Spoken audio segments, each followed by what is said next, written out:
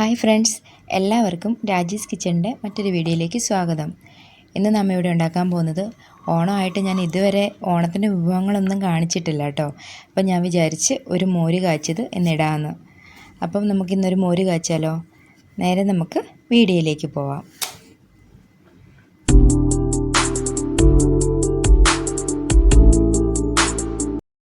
അപ്പോൾ നമ്മളിന്ന് എടുത്തു വെച്ചിരിക്കുന്ന ഇഞ്ചി വെളുത്തുള്ളി ചെറുതായിട്ട് അരിഞ്ഞ് എടുത്തു വെച്ചിട്ടുണ്ട്.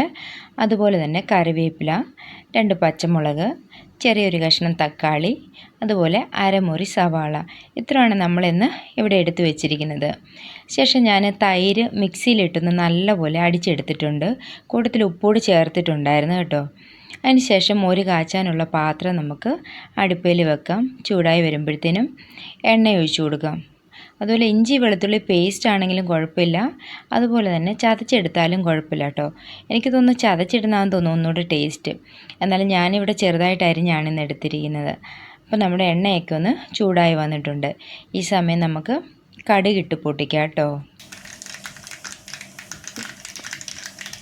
കടുകൊക്കെ നല്ലവണ്ണം ഒന്ന് പൊട്ടി വന്നതിന് ശേഷം നമുക്ക് ഒരു 1/4 ടീസ്പൂൺ കേട്ടോ, ടീസ്പൂണാണ് ഉലുവ ഇട്ട് കൊടുത്തിട്ടുണ്ട്.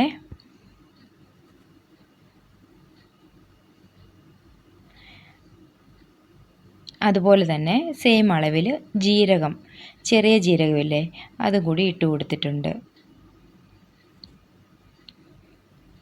ശേഷം ഞാൻ സവാളയാണ് ഇട്ട് കൊടുത്തിരിക്കുന്നത്. സവാളയുടെ സ്ഥാനത്ത് ചെറുള്ളിയാണെങ്കിൽ ഒന്നുകൂടെ നല്ലത്. എന്നിട്ട് നല്ലവണ്ണം ഒന്ന് മൂപ്പിച്ചെടുക്കുക. അതിനുശേഷം ഇഞ്ചി വെളുത്തുള്ളി ഇട്ട് കൊടുക്കാം.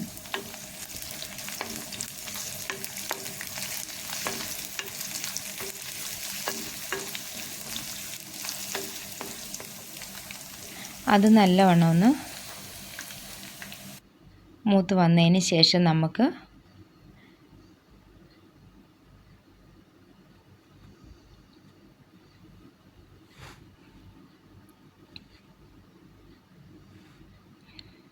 കറിവേപ്പില ഇട്ട് കൊടുക്കാം കേട്ടോ. ഇതൊരു കുട്ടി വീഡിയോ ആണ്. അപ്പോൾ നിങ്ങൾ എൻ്റെ വീഡിയോ കാണുന്നവർ സബ്സ്ക്രൈബ് ചെയ്തിട്ടില്ലാത്തവരാണെന്നുണ്ടെങ്കിൽ ഒന്ന് സബ്സ്ക്രൈബ് ചെയ്തേക്കണേ. അപ്പോൾ നമ്മൾ പച്ചമുളക് ഇട്ട് കൊടുത്തിട്ടുണ്ട്. ശേഷം മഞ്ഞൾപ്പൊടി, അതുപോലെ തന്നെ കുറച്ച് മുളക് പൊടിയും കൂടി ഇട്ട് കൊടുത്തിട്ടുണ്ട്. അപ്പോൾ അതുകൂടി നമുക്കൊന്ന് ഇളക്കി കൊടുക്കാം. എന്നിട്ട് ആ പൊടികളും കൂടെ ഒന്ന് മൂത്ത് വന്നതിന് ശേഷം നമുക്ക് തക്കാളി ഇട്ട് കൊടുക്കാം.